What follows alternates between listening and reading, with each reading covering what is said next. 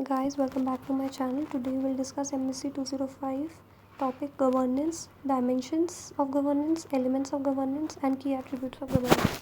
So governance refers to structure and process designed to ensure accountability, transparency, responsiveness, rule of law, stability, equity and inclusiveness. It relates to management of all processes that define social environment which permits and enables individual to raise their capability level and also provide opportunities to enable them to realize their potential. Now the dimensions of governance is first is fundamental aspects of governance are rule of law and government effectiveness. Other dimensions are voice and accountability, political instability and violence, and regulatory burden. Second is property right and rule based governance, the quality of budgetary and financial management, the efficiency of revenue mobilization, efficiency of public expenditure, and transparency, accountability, and corruption. Now, the elements of governance. Mechanism for assuring good governance has three key elements. First is internal rules and restraints, for example, independence of judiciary and central bank. Second, voice and partnership, for example, service deliveries, surveys, feedbacks.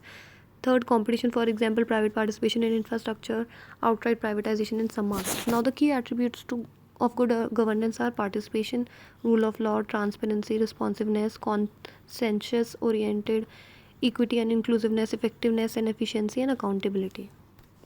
First is participation. Participation by citizen is key cornerstone for good governance. Participation directly or through intermediate institutions or representatives.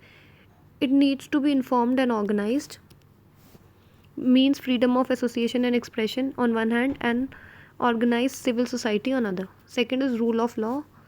Good governance requires fair legal framework that are enforced impartially. It requires full protection of human rights, particularly those of minorities. Impartial enforcement of law requires independent judiciary and impartial and incorruptible police force. Third is transparency. Transparency means decision taken and their enforcement are done in a manner that follows rules and regulation. It means that information is freely available and directly accessible to those who are affected by such decision and their enforcement. Also, it means enough information is provided and that is provided in an easily understandable form and media. Fourth is responsiveness. Good governance requires that institutional processes try to serve all stakeholders within a reasonable time framework. Fifth is consensus oriented. Good governance required mediation of different interests in society to reach a broad consensus in society, or what is called as best interest for the whole community, and know how to achieve it. It also requires broad and long term perspective on what is needed for substantial human development and how to achieve such development. Sixth is equity and inclusiveness. A society well-being depends on ensuring all members feel that they have a stake in it and not feel excluded from mainstream of society. That is, taxation and expenditure measures are instruments for that purpose. Effectiveness and efficiency. Good governance means that processes and institutions produce results to meet the needs of society while making best use of resources at their disposal. The concept of efficiency in context of good governance also cover sustainable use of natural resources and protecting the environment.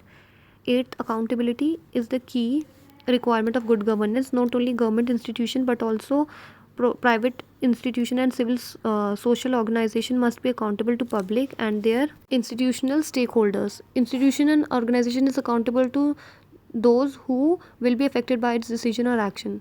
Accountability cannot be enforced without transparency and rule of law. Thank you guys. Do like, share and subscribe my channel, and do comment which next topic you want me to prepare a video for you guys. Thank you. Do subscribe my channel.